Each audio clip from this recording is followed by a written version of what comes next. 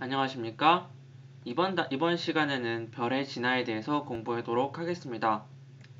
저번 시간에는 별이 다양한 종류가 있다는 것을 알았고, 그 다양한 종류의 별들을 HR도를 이용해서 구분을 해보았어요. 그래서 이렇게 색지수, 표면 온도, 그다음 광도로 가로 세로축으로 구분해서 주기율성, 백색외성, 거성, 초거성 등으로 우리가 별을 분류해보는 시간을 가졌습니다. 그런데 이런 별들이 딱 태어날 때 누구는 초거성으로 태어나고 누구는 백색외성으로 태어나고 누구는 주계열성으로 태어나고 이런 걸까요? 그런 게 아니겠죠? 그렇기 때문에 이런 별들은 사실 진화 과정을 통해서 주계열성의 별이 거성, 거성이 초거성, 초거성이 백색외성 이렇게 등으로 점점 변신을 하는데요. 이렇게 별이 변신해가면서 각기 다른 상태로 변해가는데 과연 어떻게 변해갈지 이번 시간에 별의 진화 단원을 통해서 알아보도록 하겠습니다. 일단 별이 어떻게 생성되는지 그리고 어떻게 진화가 되는지 알아야겠죠. 그래서 사람으로 비교하면 사람도 갓난아이로 태어나서 이제 청소년이 되고 어른이 되고 노년이 되고 이런 식으로 진화해가는 것처럼 별도 진화 과정을 거치게 되는데요. 별의 시작은 성운이라는 것부터 시작을 합니다. 그래서 이 성운에 있는 기체들이 모여서 기체의 원반을 형성하고 이런 기체의 원반들이 더 모여서 원시성, 프로토스타라고 합니다. 이런 원시성을 형성한 다음에 본격적으로 주계열성으로 이렇게 변화가 된다라고 교과서 그림에는 나와 있습니다. 근데 이렇게 말만 해서는 전혀 와닿지가 않아요. 그래서 간단한 유튜브 영상 자료를 같이 보도록 하겠습니다. 유튜브 링크는 따로 걸어두었으니까 혹시 링크 들어가서 보고 싶은 친구들은 링크 들어가서 같이 보아도 됩니다. 원시별의 탄생에 대해 알아볼 텐데요. 우리가 알고 있듯이 우주의 별과 별 사이에는 성간 물질이라고 불리는 수많은 먼지와 기체 등으로 이루어져 있습니다. 원시별은 이러한 성간 물질에서 시작됩니다. 밀도가 높은 수소 분자 구름이 있는 곳, 성간 물질이 많은 곳이 바로 별의 탄생지가 될 수 있는 성간 분자운인데요. 그러나 성간 물질만 밀집되어 있다고 원시별이 바로 탄생되는 것은 아니겠죠. 계속해서 나오겠지만 별의 탄생 일생은 중력에 의한 수축하려는 힘과 가스압에 의한 팽창하려는 힘의 끊임없는 싸움이라고 할 수 있습니다. 그렇다면 별에게 있어 중력과 압력은 무슨 관계일까요? 성간 물질은 우주에 균일하게 분포되어 있지 않기 때문에 밀도가 더 큰 구름은 주위에 더 많은 물질들을 끌어당겨 중심핵을 형성하게 됩니다. 이 구름의 중심핵이 자체 중력에 의해 수축함에 따라 원시별이 빛을 발할 때까지 밀도와 중심 온도가 증가하게 됩니다. 이 단계에서 원시별은 핵반응이 아닌 중력 수축으로 에너지를 방출하는 것입니다. 자, 여기서 성간물질에서 원시별로 변해가는 과정을 말을 했는데요. 성운에서 어떻게 원시별로 형성이 되느냐? 바로 뭐 때문에 형성이 된다 그랬죠? 네, 중력이라고 말을 했죠. 그러니까 이런 물질들이 있을 거고 이 물질 사이에는 중력이 작용할 겁니다. 정확히 말하면 만류 인력이 작용을 하는 거겠죠. 질량이 있는 성운 물질들 사이에 만류 인력이 작용해서 이 물질들이 서로서로 끌어당기게 되는 거예요. 만약에 이 물질들이 충분히 멀리 있다면 끌어당기기 어렵기 때문에 만류 인력이 작아서 끌어당기기 어렵기 때문에 별이 형성되거나 이러긴 쉽지 않지만 그 우주 공간에 있는 이런 성운에 있는 성간 물질들이 고르게 분포하지 않고 어떤 곳에서는 되게 많고 어떤 곳에서는 작게 분포해요. 많이 분포한 곳에서는 서로 끌어당기는 만류력이 크기 때문에 얘네들이 서로 모여서 응집이 되게 되는 거죠. 그 과정에서 원반이 형성되고 원시별이 형성되게 된다는 겁니다. 계속해서 보겠습니다. 이 수축에 의해 중심 온도와 밀도가 증가하면서 비로소 원시별로 자리를 잡게 됩니다. 사실 별의 탄생은 그야말로 비밀, 신비에 쌓여 있습니다. 원시별 주변의 분자구름 때문에 관측이 힘들기 때문입니다.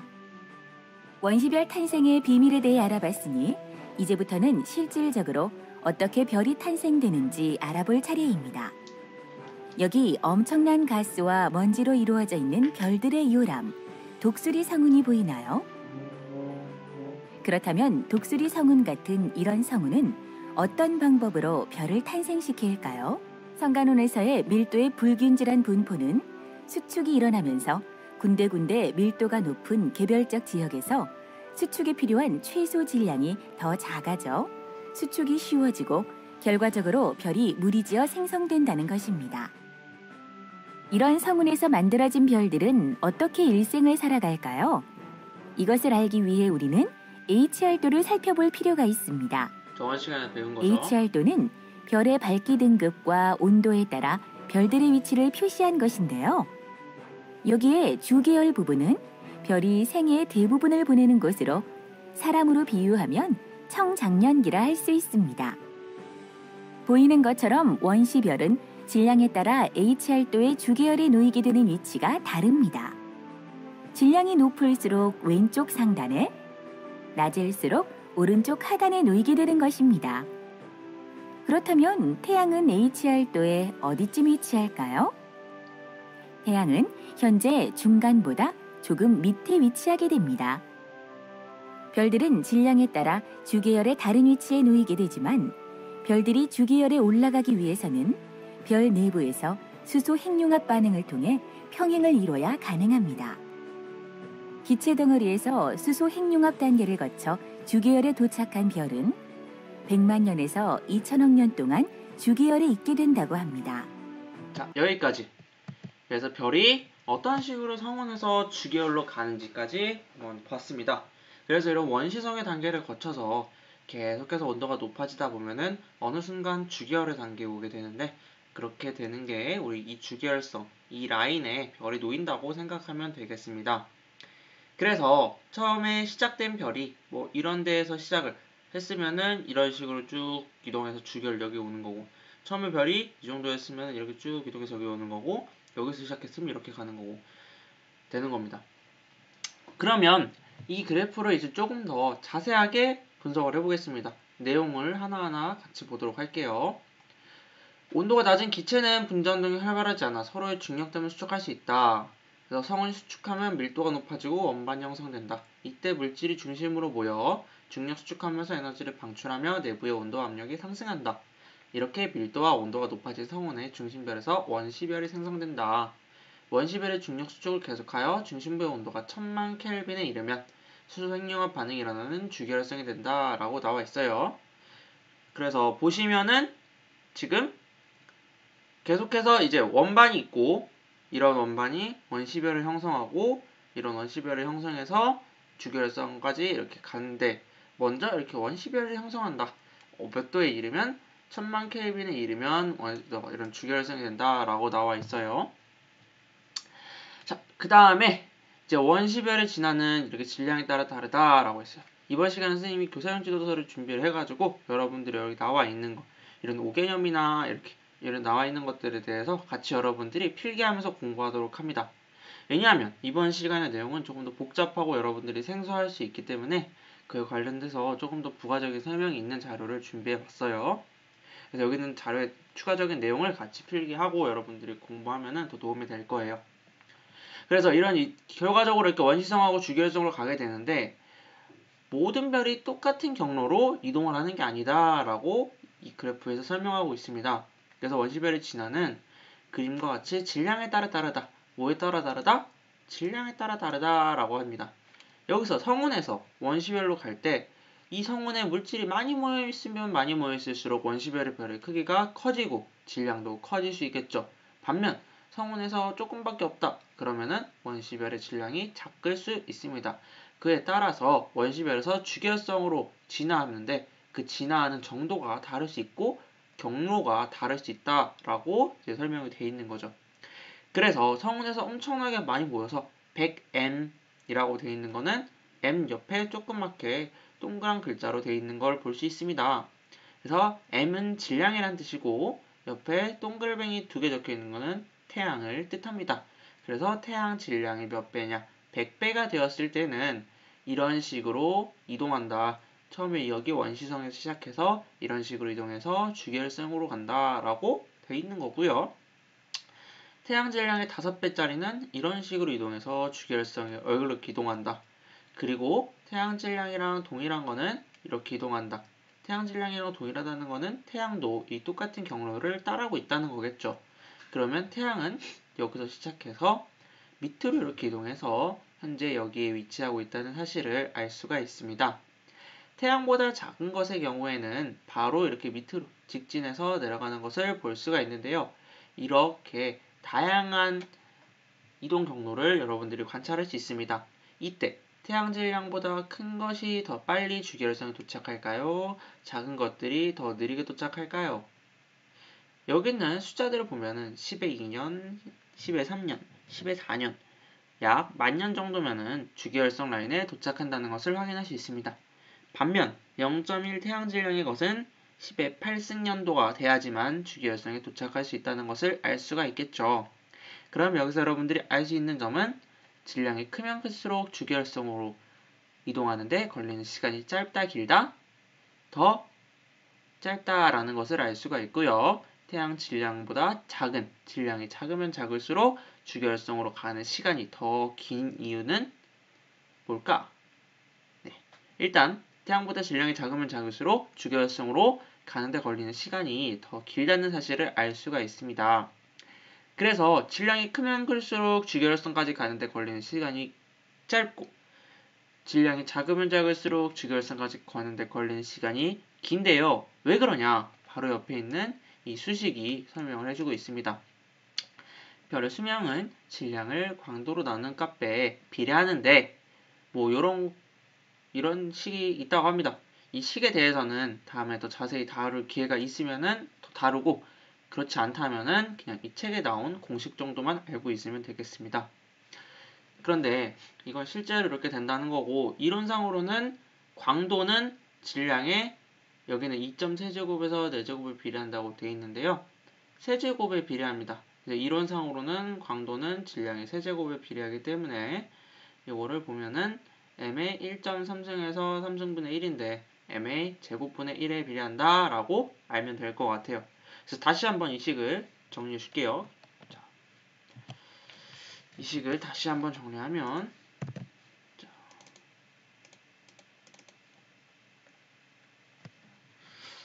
이걸 보면은 그림판이 익숙하지가 않네요 제가. 여기서 t는 L분의 m에 비례한다 라고 하는데요. 이건 공식입니다 여러분. 이건 외우셔야 돼요. 별이 지나는 시간은 질량이 크면 클수록 더 오랫동안 걸린다 라고 나와 있어요. 그럼 여기서 아까 여러분들 좀 반대되는 결과죠. 아까는 질량이 크면 클수록 진화에 걸리는 시간이 짧다 그랬는데 여기는 질량이 크면 클수록 걸리는 시간이 길다고 합니다. 그런데 사실 왜 질량과 시간이 반비례하는 이유는 이 광도에 있죠. 광도. 그러니까 이거를 식을 잘 생각을 해보면은 질량이 크면 클수록 진화하는데 계속해서 물질을 공급해 줄 수 있기 때문에 시간이 늘어납니다. 그런데 L은 광도거든요. 광도가 밝으면 밝을수록 더 물질을 빨리빨리 써버린다 라고 생각을 하면 되고요. 그렇기 때문에 진화하는데 걸리는 시간은 짧아진다고 생각하면 되겠죠. 그래서 L분의 M에 비례하는데 이때 L은 M의 세제곱에 비례한다고 할 수 있습니다. 그렇기 때문에 m의 세제곱을 여기다 대입을 해주고요.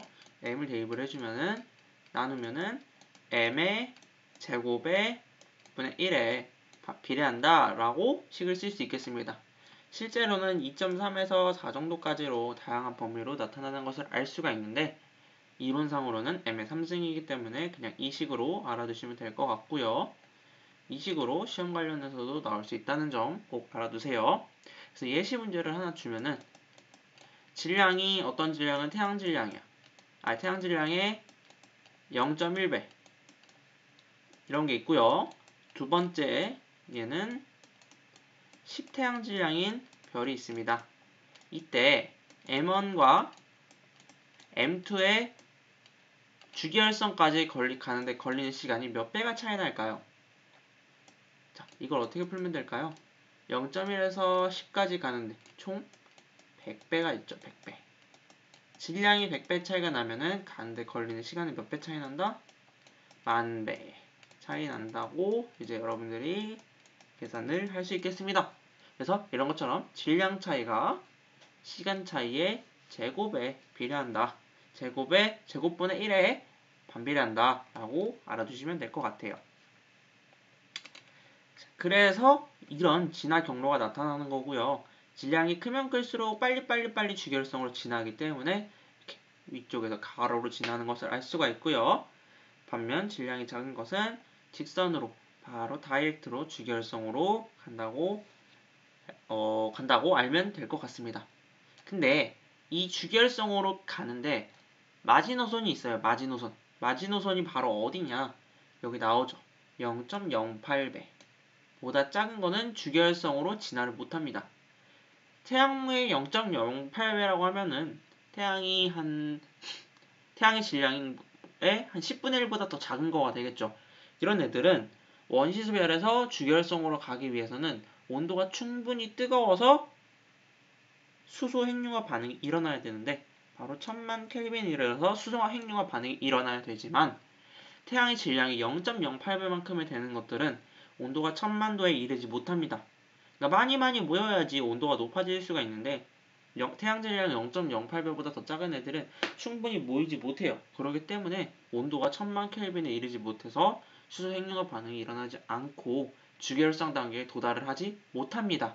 그래서 거의 마지노선이 0.08이라고 보면 되고요. 위로 마지노선은 몇이냐? 100 정도 됩니다. 여긴 딱 100까지 나왔잖아요. 100보다 높은 애들은 주결성으로 안 되고 그냥 바로바로 뒤에 배우겠지만 고성, 초고성 단계를 거쳐가지고 펑 터져버리게 됩니다. 그래서 0.08배부터 태양 질량의 100배 사이에서만 주결성이 형성될 수 있다라고도 알아두시면 될 것 같아요. 그러면 이렇게 원시성에서 주결성으로 이동을 하는 과정을 공부해 보았는데요. 이 주결성, 저번 시간에 HR도에서도 가장 많은 별들이 위치한다고 했었죠. 약 90% 정도의 별이 위치한다고 했었는데요. 그러면 여기서 여러분들한테 질문을 하나 드릴게요. 태양 질량 같은 별들이 이 주결성의 단계에서 얼마만큼의 시간을 보낼까요? 예를 들어서 태양이 총 100억 년을 살 수 있다 그러면 이 주기율성 단계에서 몇 년을 살 수 있을까요? 힌트는 저번 시간에 주기율성에 총 몇 퍼센트의 별이 있는지 였습니다. 저번 시간에 주기율성의 단계에 약 90% 정도의 별이 있다고 했는데요. 그 말은 총 별이 100개가 있다면 그 100개 중에 90개의 별들이 주기율성 단계에 있다는 것이고 이 단계에 90% 정도의 시간을 사용한다는 것을 여러분들이 생각을 할 수 있을 겁니다. 그래서 주결 단계에서 가장 오랜 시간 동안 별들이 보낸다라고 생각을 하시면 될 것 같고요. 그래서 주결 단계에서는 중심에서 수소 핵융합 반응이 일어나고 내부 기체의 압력과 별의 중력이 평형을 이룹니다. 별은 이 단계에서 가장 안정적입니다. 별은 일생의 약 90%를 주결 단계에 머무르므로 관측되는 별 중 주결성이 가장 많습니다. 이 주결성의 단계에 머무르는 기간은 아까 위에서랑 똑같이 질량이 클수록 짧고요. 왜냐? 별의 질량이 클수록 수생력 반응이 빨리빨리 일어나기 때문에 안에 있는 연료를 빨리빨리 태워버린다고 생각하시면 되겠습니다. 그래서 이 주결성에 유지되는 힘이 뭐냐면 아까 동영상에 얼핏 나왔지만 수소가 헬륨으로 변하는 수소 핵융합 반응인데요. 이때 수소를 연료로 사용해서 헬륨을 만들어내는 것을 수소 핵융합 반응이라고 합니다. 그런 수소 핵융합 반응이 일어나는데 이게 빨리빨리 질량이 크면 클수록 더 빨리빨리 일어나기 때문에 수소를 빨리빨리 소비합니다. 그렇기 때문에 질량이 크면 클수록 주결성에 더 조금 머문다는 사실을 알아두면 될 것 같고요. 질량이 태양 정도인 별은 약 100억 년 동안 주결성에 머무르고 질량이 태양보다 큰 별은 더 짧게 주결 단계에 머무른다고 합니다. 그래서 15배인 정도는 약 1000만 년, 태양의 0.25배인 별은 약 700억 년 동안 머문다고 해요. 그래서 주결성 단계에 계속해서 머물면서 수소 핵융합 반응을 하면서 조용히 탄다. 그렇게 알아두면 될 것 같아요. 그러면 다시 동영상을 돌아가서 한번 보도록 할게요. 이렇게 주계열에서의 머무는 시간이 차이가 나는 이유는 별의 질량과 밀접한 관계가 있습니다.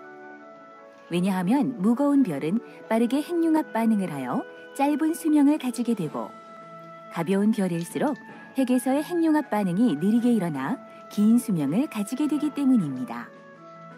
질량에 따른 각각의 진화 과정은 다음 장에서 배우기로 하고, 이 시간에는 태양과 비슷한 질량을 가진 별들의 진화에 대해 알아보겠습니다. 여기서 말한 것처럼 질량에 따라서 이동 경로가 다르다고 나와 있습니다. 이미 원시성에서 보면 알다시피 이렇게 원시성에서부터 진화하는데 이동 경로가 다르다는 것을 알 수가 있는데요.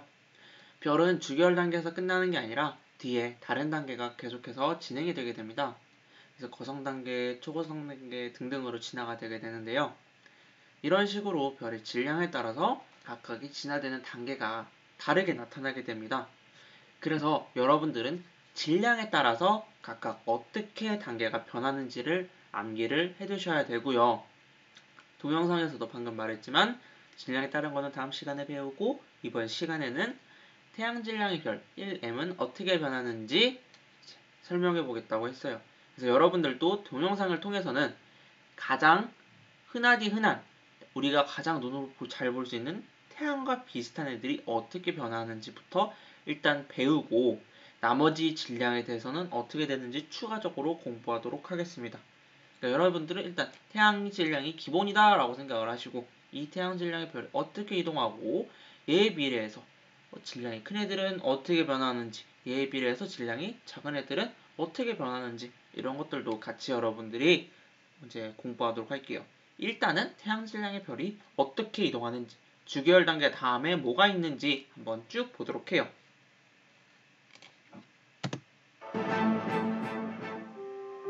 핵융합 반응을 통해 평행 상태를 유지하고 안정된 상태가 된 별은 일생의 대부분의 시간을 이 주계열에서 보내게 됩니다. 이렇게 안정한 상태로 주계열에 머무는 것은 앞에 언급했다시피 중력과 압력에 의한 힘이 평행을 이루기 때문입니다. 하지만 오랜 시간이 지난 후 수소 핵융합을 끝내고 별은 주계열을 떠나게 됩니다.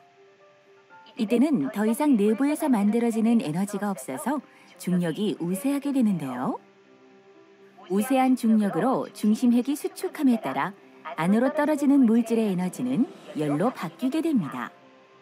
이 열은 핵의 바깥 부분의 수소에게 전달하게 되고, 수소는 핵융합 반응을 할 수 있을 만큼의 열을 갖게 됩니다. 이 과정을 통해 주계열을 떠난 별은 거성이 되는데요. 거성이 되는 과정을 좀 더 자세히 알아볼까요? 핵의 바깥 부분에 있던 수소가 핵융합을 하면 그 열은 바깥 부분으로 전달이 되고, 이는 더 바깥층을 가열시켜 팽창하게 만듭니다. 이러한 반복적인 과정을 통해 핵 바깥의 수소 핵융합은 더욱 활발해지고 별은 거대해지며 별의 광도는 증가하게 됩니다. 별의 바깥 부분은 중력, 압력에 의한 힘, 두 힘이 평행을 이룰 때까지 팽창해 결국 거성이 됩니다. 바깥층의 팽창은 별의 표면의 온도를 떨어뜨리고 별이 차가워지면서 전체적으로 붉은색을 띠게 됩니다. 이제 별은 붉은 거성, 즉 적색 거성이 된 것입니다. 하지만 별은 적색 거성에서 멈추지 않습니다. 외부가 팽창하며 적색 거성이 되는 순간까지도 중심핵은 계속해서 수축하였고, 온도가 1억 도가 되면 헬륨 섬광이라는 빠른 융합의 폭발로 점화되어 헬륨이 핵융합 반응을 시작하게 됩니다. 이때 헬륨이 3개가 모여 하나의 탄소가 되는 헬륨 핵융합 반응으로 인해 별은 다시 안정을 찾게 되고, 중심핵에서는 계속해서 탄소를 만들게 됩니다. 만들어진 탄소는 헬륨과 결합해 산소를 만들기도 합니다. 그러나 온도가 1억 도가 된 중심핵은 이 안정된 기간을 오래 유지할 수 없습니다. 워낙 빠른 속도로 헬륨 연료를 융합하기 때문에 중심핵의 헬륨이 빠르게 고갈이 되기 때문입니다. 적색 거성처럼 별이 커지면 탄소와 산소로 이루어진 중심핵은 더 이상 반응을 하지 않습니다. 태양보다 거대한 질량의 별은 계속해서 진화를 거듭하지만 태양과 비슷한 평범한 별은 이제 마지막으로 가게 되는 것이죠. 적색거성은 생을 다하기 전 마지막으로 밝은 빛을 냅니다. 별 내부에서 에너지를 만들어내지 못해 다시 한번 중력이 주도권을 잡게 되면서 밝은 빛을 내는 현상입니다. 중심액이 계속해서 수축해가고 바로 바깥 부분의 헬륨층은 또다시 반응을 시작해 에너지를 만들어내게 되는 것이죠. 또다시 수소층이 반응을 시작해 별은 다시 거성만큼 커지게 되는 것입니다. 이 단계에서 별은 처음 적색거성이 되었을 때보다 아주 약간 밝아지지만 이것은 아주 짧은 마지막 순간이라 보면 됩니다. 결국 중심액은 반응 없이 계속해서 수축해가고 외부에서의 반응들도 머지않아 끝나게 됩니다. 바깥쪽 부분은 팽창하며 식어가고 결국 우주 공간으로 물질들을 내보내게 되는 것이죠. 수축해가는 중심액은 탄소가 융합할 수 있을 만큼의 온도를 가지지 못하는 대신 마지막 평형 상태에 이를 수 있는 충분한 밀도가 될 때까지 계속해서 수축하게 됩니다. 결국에 별은 어마어마한 밀도를 가지게 되는 백색 외성이 되어 생을 마감하게 되는 것이죠. 무게를 굳이 비교하자면 찻숟가락 하나 정도의 백색 외성 물질은 한 트럭 가득 실린 쓰레기보다 무겁습니다. 태양과 질량이 비슷한 별은 생을 마감하면서 아름다운 성운을 남기게 됩니다. 중심액이 백색 외성이 되는 기간 동안 팽창하는 껍데기를 벗겨내며 그 안쪽 지역은 계속해서 반응을 해서 밝게 빛을 내기 때문입니다. 이런 빛나는 껍데기가 바로 하늘에서 가장 멋있는 천체 중 하나인 행성상 성운입니다. 별의 질량이 태양의 15배가 넘어가는 별들은 지속적인 핵융합 반응으로 인해 탄소의 핵이 산소로 그리고 규소, 철의 순서로 변하게 되고 마지막에 남은 철의 핵 주위에는 규소, 산소, 탄소, 헬륨, 수소의 순서로 껍질 형태로 이루어져 있게 됩니다. 이 껍질에서는 핵융합 반응이 이루어지나 철핵은 반응이 멈추어 에너지를 발산하지 않는 형태의 매우 불완전한 구조를 하고 있습니다. 이 불완전한 구조는 곧 별의 붕괴를 초래하게 되고 초신성 폭발이 일어나게 됩니다. 그리고 남은 중심핵은 중성자별 또는 블랙홀이 됩니다. 이렇게 별들은 각각 다른 형태와 빛으로 자신의 흔적을 남기게 되었고 우리는 이를 연구함으로써 우리의 미래 또한 예측할 수 있게 되었습니다. 자, 보시면은 이제 한국천문연구원 출처고요. 이런 식으로 정말 다양하게 변화가 됩니다. 그래서 거성 단계 다음에 뭐 종말되는데 그것도 질량에 따라서 정말 다양하게 뭐 중성자별이 되든지 백색외성이 되는지 뭐 초신성이 되는지 블랙홀이 되든지 그렇게 다양하게 변화가 되게 됩니다. 그래서 거성 단계부터 종말되는 단계는 이제 다음 시간에 배우도록 할 거고요. 선생님 좀 말을 빨리 해서 앞에 있는 내용을 이해가 잘 안 됐을 수도 있는데 다시 한번 돌려가면서 복습하면서 주기열 단계까지만 어떻게 되는지 그래서 질량이 높으면 높을수록 왜 더 빨리 진화되고 질량이 낮으면 낮을수록 더 느리게 진화되는지 이 식을 통해서 한번 다시 생각해 보도록 하고요. 원시별에서 주기열 단계까지 어떻게 되는지 이것만 일단 완벽하게 이번 시간에는 정리해 놓으면 될 것 같습니다. 그래서 이번 수업 시간은 이제 주기열 단계까지 복습을 다시 하면서 공부하도록 하세요. 수업 마칠게요.